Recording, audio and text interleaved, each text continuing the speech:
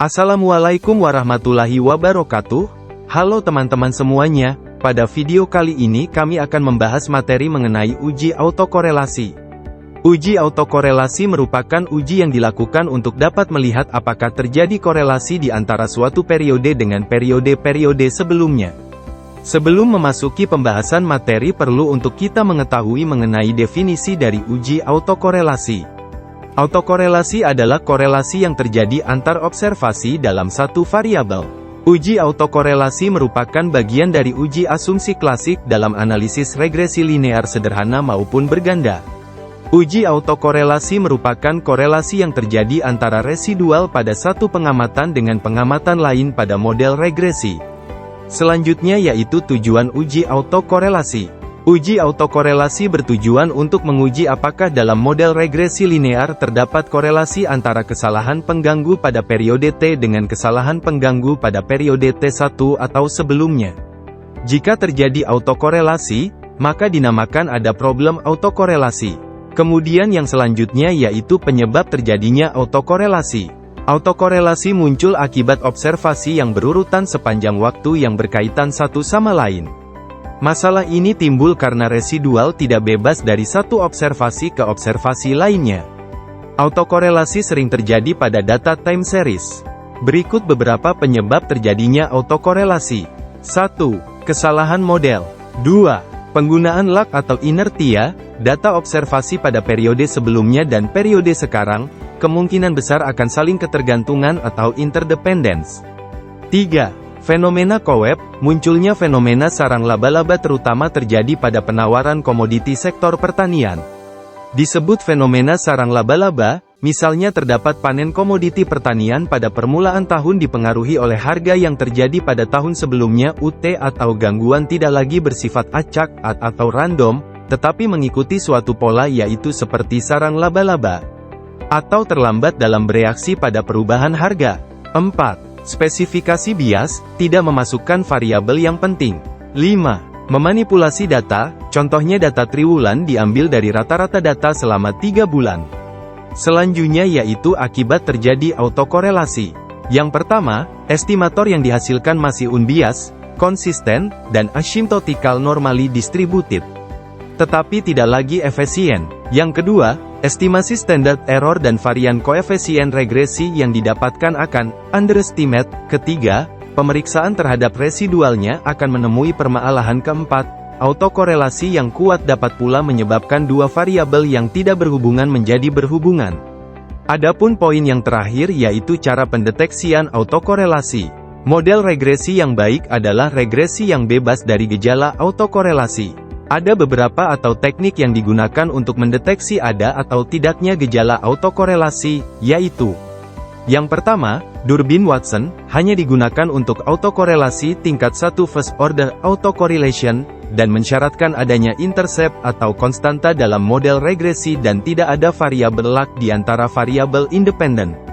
Dasar pengambilan keputusan, jika D lebih kecil dari del atau D lebih besar dari 4 del, maka hipotesis 0 ditolak, artinya terdapat autokorelasi. Jika D, U, lebih kecil dari D, lebih kecil dari 4D, U, maka hipotesis 0 diterima, artinya tidak terdapat autokorelasi. Jika D, L lebih kecil dari D, lebih kecil dari D, U, atau 4D, U, lebih kecil dari D, lebih kecil dari 4 del, artinya tidak ada kesimpulan. Kemudian yang kedua metode Lagrange multiplier, atau LM test, digunakan untuk sampel besar di atas 100 observasi. Uji LM akan menghasilkan statistik Breuss-Godfrey, sehingga uji ini kadang disebut dengan uji Breuss-Godfrey atau BG test. Dasar pengambilan keputusan pada uji ini, yaitu, jika nilai prop lebih kecil dari 0,05 maka terjadi gejala autokorelasi. Dan jika nilai prop lebih besar dari 0,05 maka tidak terjadi gejala autokorelasi. Kemudian yang terakhir yaitu uji Runge test. Analisis ini termasuk dalam statistik non-parametrik. Digunakan dalam menguji pada kasus satu sampel. Sampel yang diambil dari populasi, apakah berasal dari sampel acak atau bukan. Pengujian ini dilakukan dengan mengurutkan data sampel dan mengujikan autokorelasi menggunakan uji DW. Tidak lolos uji, maka menggunakan uji Runge test menjadi alternatif. Dasar pengambilan keputusan pada uji rantes yakni, jika nilai Ashim, Seek to Toilet lebih kecil dari 0,05, maka terdapat gejala autokorelasi, dan jika nilai Ashim, Seek to Toilet lebih besar dari 0,05, maka tidak terdapat autokorelasi. Untuk selanjutnya kita masuk ke uji autokorelasi.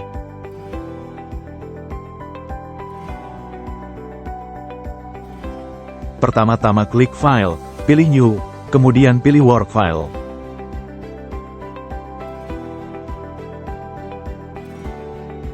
Kemudian pada bagian Work File Create ini, kita tentukan tahun data yang akan diuji kemudian klik OK.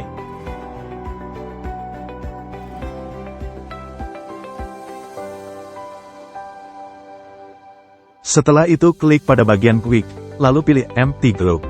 Kemudian pada bagian ini pastikan data sudah disiapkan dalam bentuk Excel atau Word. Setelah itu copy lalu pindahkan pada tabel Views.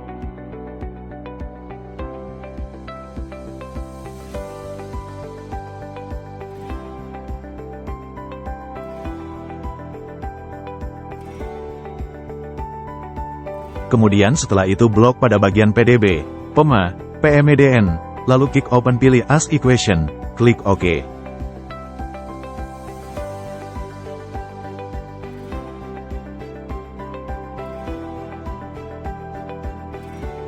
Kemudian klik pada bagian Views, lalu klik Residual Diagnostic, kemudian pilih Serial Correlation. Kemudian klik OK, lihat pada hasil probnya. Baiklah teman-teman semuanya, sekian materi pembelajaran dari kami. Semoga bermanfaat bagi kita semua, amin. Ikan gurami makannya tikus, terjun ke dalam lalu terjerumus. Supaya silaturahmi tidak terputus, jawab dulu salam 100. Terima kasih, wassalamualaikum warahmatullahi wabarakatuh.